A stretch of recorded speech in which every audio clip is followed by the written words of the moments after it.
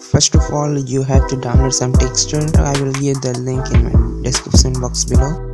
So first open your Photoshop and then just click on create new and select everything. It's 1000 and 1000 pixel, white color background, RGB color. Create.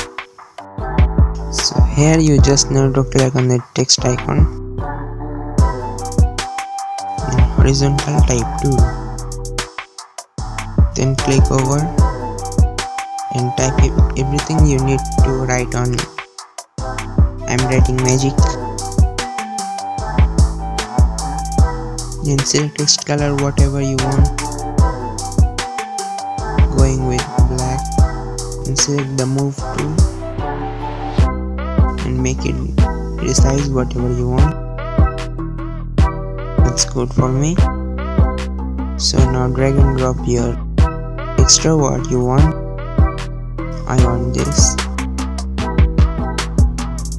Then drag on top of your text.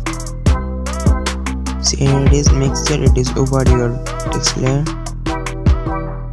And what to do, just hold alt on your keyboard, and you can show there is some icon coming in this layer. Just click, it's create a clipping mask, and now you can watch that is clearly behind our text. I can hit enter and you can go.